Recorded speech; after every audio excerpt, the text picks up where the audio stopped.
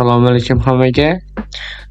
Bugun biz HTML CSS darsligimizning 2-darsiga yetib keldik va bugun biz div span ya'ni shu divga yaqinroq bo'lgan tag span hisoblanadi va image giperhavola qiladigan tagi bilan tanishib olamiz.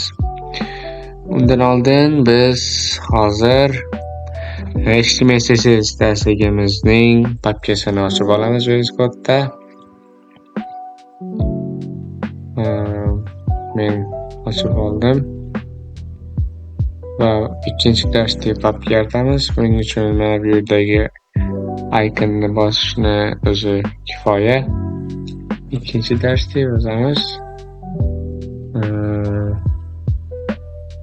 va index.html deb fayl yaratamiz va o'tgan darsda aytgandek karkazni hosil qilish uchun undov belgisi yoki HTML5 deb yozishimiz kerak edi. Demak, HTML5 deb yozamiz. HTML5 va mana karkas hosil bo'ldi va title'ga HTML va CSS o'rganish deb yozib qo'yaveramiz va ikkinchi dars. Demak, bugun biz div image span taglari bilan tanishamiz va ishlatib ko'ramiz, ishlaymiz. Demak, birinchi divni ichiga shu xatlarni taglarni yozib ko'ramiz. Masalan, h2 tagida o'zim haqimda deb yozamiz va paragraf tagi bilan o'tganlik o'zimiz haqimiz yozamiz. Men Azizbek Abdullayev 2012-yilda tug'ilganman. Hozir yoshim 14. Men dasturlashni 6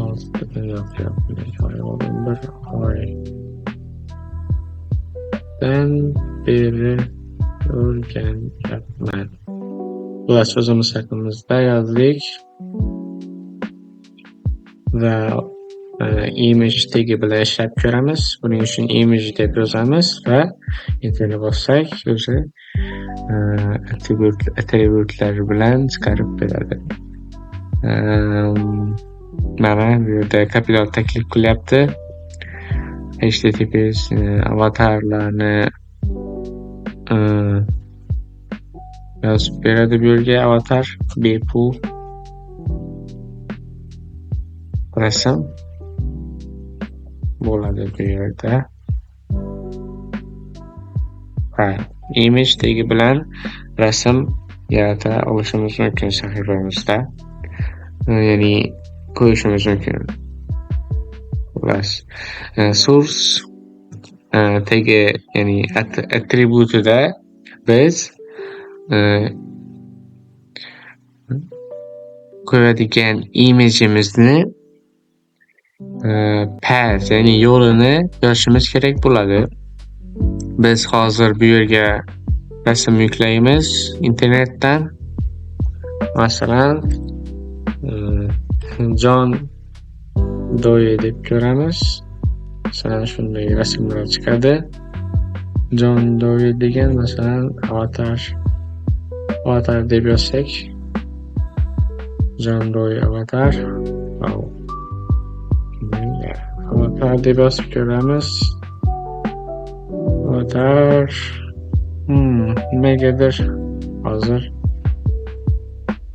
nima deb yozsak chiqadi. Xullas biror bir rasm kerak. Masalan, yaxshi Python'ni logosini qo'yib qolamiz hozir. Bu yerda yuklab olamiz. Сохранить kартинку как degan ikkinchi darsning ichiga Python logo deb yuklab olamiz. Mana yuklandi va bu yerda paydo bo'ldi. Endi bu payozning o'rniga bu Python logomizni qo'yamiz. Buning uchun Python logo deb yozsak, o'zi klip qildi va buni bosamiz. Va saytga kirib ko'rsak, mana Pythonning logosi chiqdi. Demak, bu hashtagi, bu paragraf, demak bu esa image tagi hisoblanadi. Umuman bularning hammasi div bilan amalga oshirilmoqda.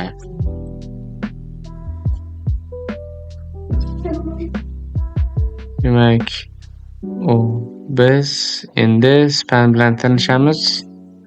Divning ichiga masalan span deb yozamiz. Unda ichiga biror bir so'z yozamiz.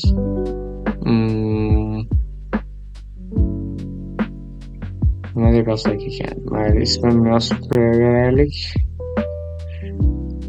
Shunda mana imagening yonida as big as life degan span so'z hosil bo'ldi.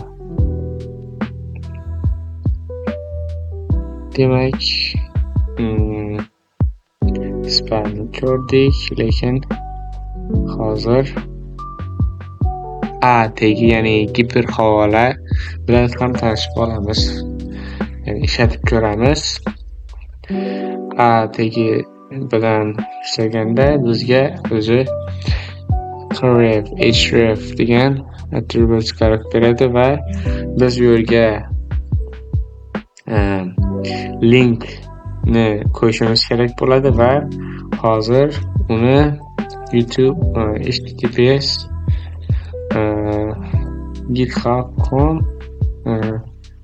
meni akkauntimga yo'naltiradigan Özbek 432 linkini beramiz va bu yerga mening GitHub'im deb havola, ya'ni sarlavha beramiz va sarlavhamizni bu yerda chiqyapti va mening GitHub'imni ustiga bossak, GitHub'imga olib o'tyapti mana.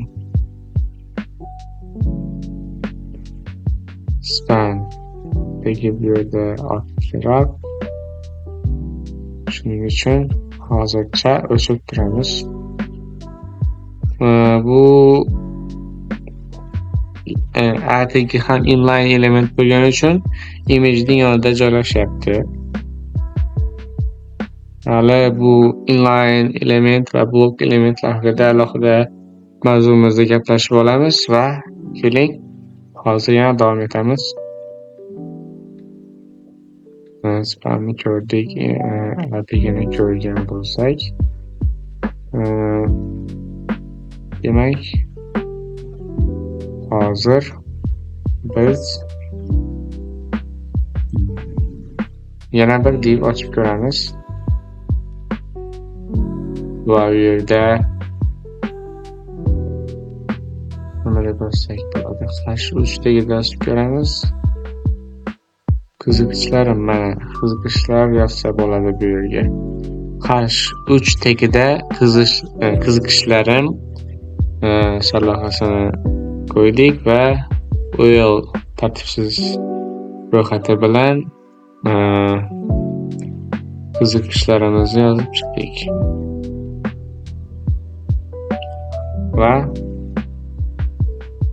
yana tagi bilan men sport bilan shug'ullanishni yoqtiraman deyish mumkin Xullas, bu qiziqishlaringiz haqida yozishingiz mumkin siz ham. Demak, yana keyinroq tushuntirib o'taman keyingi darslarda. Hozircha meni raqamdan takrorlab ko'ring va umid qilamanki, siz ham ishlatishni tushunib olasiz. Mayli. Keyingi darsga hammasini ko'rib chiqishga harakat qilamiz.